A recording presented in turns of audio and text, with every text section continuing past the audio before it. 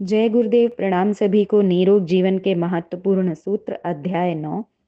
Last topic में हमने पढ़ा था नैतिकता का पतन। आइए आज के टॉपिक की तरफ आगे बढ़ते हैं। बौद्ध युग में नशा का उन्मूलन। नशा के पदार्थों का प्रयोग करने से मनुष्य का किस हद तक पतन होता है, इसका भयंकर चित्र भगवान बुद्ध के जीवन काल की एक घटना से मिलता है। बुद्ध देव मानव जाति के सबसे बड़े हितैषी थे, जिन्होंने अपना सर्वस्व संसार निवासी मनुष्यों के दोष दुर्गुणों को दूर करके मुक्ति मार्ग दर्शन कराने के लिए अर्पण कर दिया था।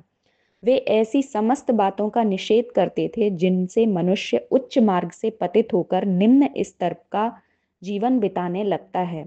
मादक पदार्थों के संबंध में भी उनके विचार बहुत अग्रगामी थे और वे प्रायः अपने उपदेशों में कहा करते थे कि हे मनुष्यों, तुम सिंह के समान जाते कभी भयभीत न होना, क्योंकि वह तुम्हारे पराक्रम की परीक्षा है। तुम तलवार के नीचे सर झुकाने से भयभीत न होना, वह बलिदान की कसौटी है।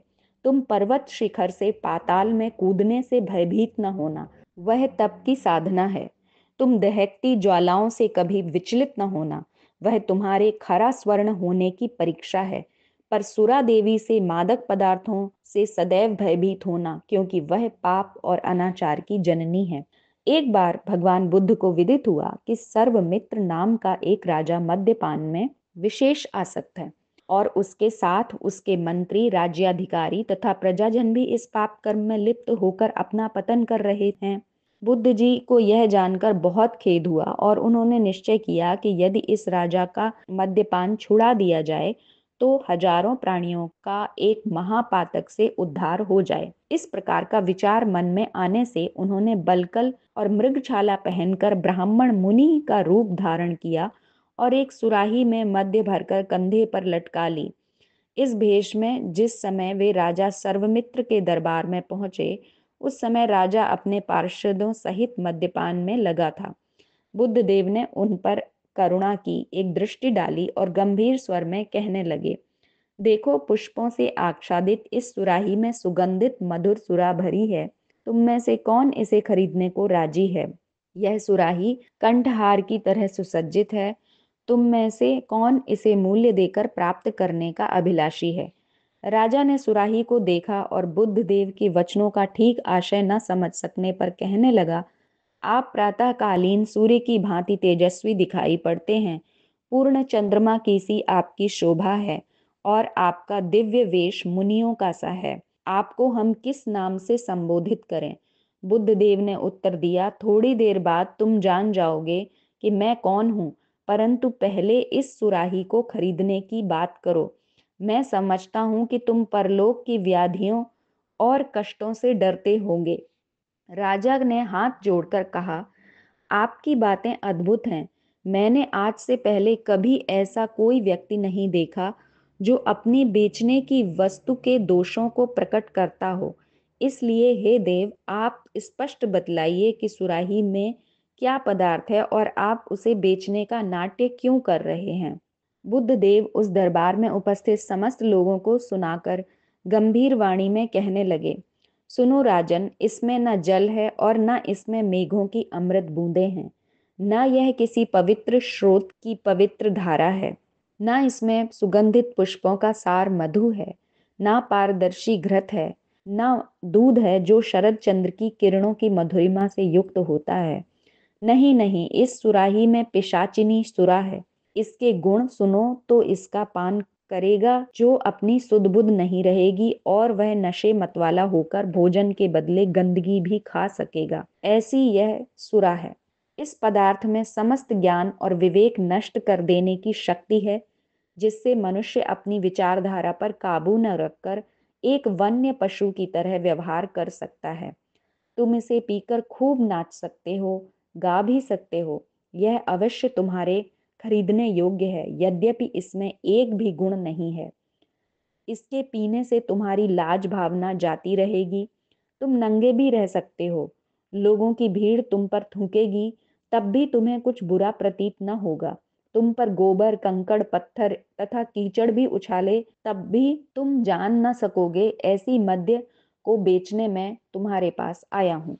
जो स्त्री का सेवन करे वह मद्दांध होकर अपने माता पिता की रस्सियों से बांधकर और कुबेर सदृश पति को भी ठुकरा कर पतन के गड्ढे में प्रसन्नता से जा गिरेगी, ऐसी यह मदिरा है। इसने अनेकों सुप्रसन्न परिवारों को नष्ट किया है। सुंदर स्वर्ण सदृश शरीर को चिंताओं पर चढ़ाकर भस्म किया है। राजमहलों में रहने वाले सम्राटों को धूल में मिलाकर श्वान समान पद्दलित किया है। फिर भी इसकी तृष्णा नहीं बुझती, ऐसी प्रलयकारी यह मद्य है। इसे जिह्वा पर रखते ही मन मलिन हो जाता है, ग्रीवा ऐंठ जाती है। खूब हंसो खूब नाचो, कुछ नहीं रहता। इससे असत्य भाषण का साहस आ जाता है। यह सत्य को असत्य और असत्य को सत्य समझने लगता है। इस मदांध करने वाली वस्तु के स्पर्श करने मात्र से पाप लगता है। यह समस्त अपराधों की जननी है। यह उज्जवल मन का भयानक अंधकार है। इसकी तीक्ष्ण ज्वाला शीतल हृदय पर सदैव धधक धधक कर दहकती है। लोग इसके प्रभाव में आकर माता पिता भगिनी भ्राता और बच्चों का नृशंसता पूर्वक वध कर सकते हैं। ऐसी है यह मदिरा। हे प्रतापी राजा, यह पेय तुम्हारे कंठ से नीचे उतरने योग्य है। इसे शीघ्र से पान करो। इसका माणिक्य की भांति लाल रंग है। सुंदरियों की उंगलियों का स्पर्श पाते ही इसकी मादकता और भी तीव्र हो जाती है। इसे पीकर मनुष्य पशु से भी अधिक स्वच्छंद बन जाता है। यही मद्य है। भगवान बुद्ध ने इस प्रकार निर्भयता पूर्वक मद्य का बखान करके चारों तरफ दृष्टिपात किया। समस्त दरबार स्तब्ध था। चारों ओर सन्नाटा छाया था। एकाएक गर्जन का शब्द सुनाई पड़ा। राजा उठे और उन्होंने अपने मद्य पात्र को बड़े वेग से दीवार से टकराकर चूर चूर कर डाला और फिर कहने लगे, हाय पिशाचिनी मायावी मद्य, तू जा, छोड़ मुझे। यह कहते वे भगवान बुद्ध के चरणों में गिर पड़े। बौद्ध युग की यह घटना मद्य और सब प्रकार के नशों की बुराइयों का विशद रूप में चित्रण करती है।